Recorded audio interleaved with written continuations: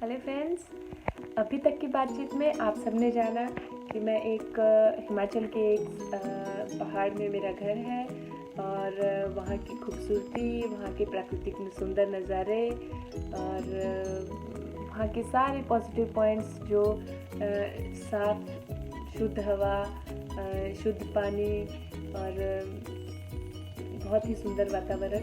लेकिन आप सभी जानते हैं कि हर सिक्के के दो पहलू होते हैं। तो जहाँ इतनी खूबसूरती है, इतना स्वस्थ जीवन हमें जीने को मिलता है, वहाँ कुछ विपरीत परिस्थितियाँ भी देखने को मिलती हैं। तो अब आप जानेंगे कि वहाँ कौन कौन सी कठिनाइयों का सामना करना पड़ता है पहाड़ पे रहने वाले लोगों को। जैसे कि आप सभी को पता है कि हिमाचल की पॉपुलेशन काफ़ी कम है, कम आबादी वाले राज्यों में इसकी गिनती आती है। हिमाचल की पॉपुलेशन नियर अबाउट 74 लैक्स है, जबकि अभी मैं जहाँ रह रही हूँ गुजरात के वडोदरा में, वहाँ गुजरात की पॉपुलेशन 6 करोड़ है। तो कम आबादी वाला राज्य है, तो घर बहुत पास नहीं होते। कुछ गांव हैं जो घनी आबादी वाले गांव हैं, लेकिन घर बहुत दूर दूर होते हैं और पॉपुलेशन बहुत कम होती है। तो अभी तो ट्रांसपोर्टेशन फैसिलिटीज़ बहुत अच्छी है हालांकि, लेकिन फिर भी क्योंकि सड़कें भी आपको पता है कि इतनी वाइड, इतनी चौड़ी नहीं बन पाती हैं पहाड़ों पे। तो जो ट्रांसपोर्टेशन फैसिलिटीज़ है उनका वो भी थोड़ी कम सुविधा मिलती है।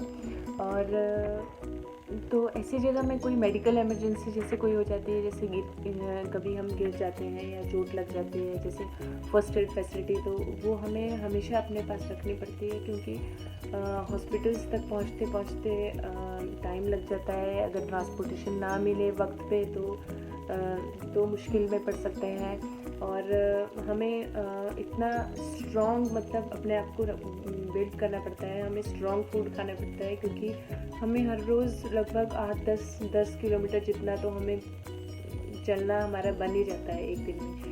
तो हमारा जो खान पान है वो बहुत ही स्ट्रॉन्ग और बहुत ही आयुर्वेद के हिसाब से, समय के हिसाब से, मौसम के हिसाब से होता है। आने वाले पोस्ट में मैं आपको ये भी शेयर करने वाली हूँ कि पहाड़ के लोग किस तरह का खाना खाते हैं और किस तरह का खाना चाहिए, ताकि हम एक स्ट्रॉन्ग बॉडी हमारी बिल्ड हो। एक्सरसाइज जैसे हमारे जीवन का हिस्सा हमें बनाना ही पड़ता है, क्योंकि और कोई ऑप्शन नहीं है हमारे पास। हमें हर हाल में हेल्दी रहना है, स्वस्थ रहना है, क्योंकि भाग दौड़ करनी है, चलना है, ज़्यादा एनर्जी हमारी बॉडी में चाहिए।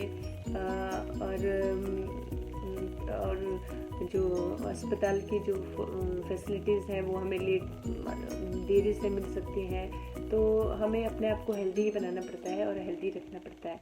तो हमारा जो खान पान है उसके वो हम उसमें बहुत, जैसे कि घी हमारी डाइट का एक मेन पार्ट होता है।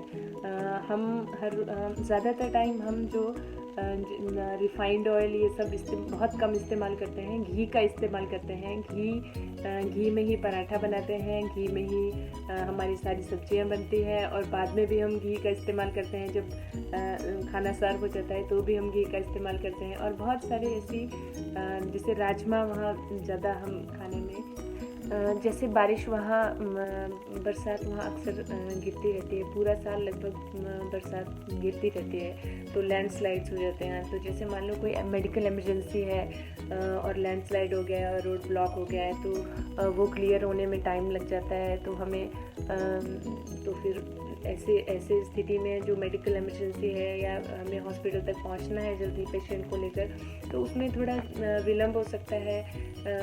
तो इसलिए हम लोगों को पहले से ही ऐसा ध्यान रखना पड़ता है, अपने आप को बहुत संभल कर खान पान, संभल कर रहना, संभल कर चलना, ये सब हमें इतना संभल कर रहना पड़ता है कि क्योंकि फैसिलिटीज़ नहीं है, तो मतलब हमें वो अपने आप को हैंडल करके रखना है, अपने आप को बरकरार रखना है, हेल्दी लाइफ भी जीनी है और कुछ ऐसे एक्सीडेंट भी नहीं होने देना है। तो वो कहते हैं ना कि आवश्यकता आविष्कार की जननी है वैसे ही तो हम अपने आप को हेल्दी बनाकर रखते हैं, इसलिए कि हमें कम से कम ऐसी इमरजेंसी का सामना करना पड़े।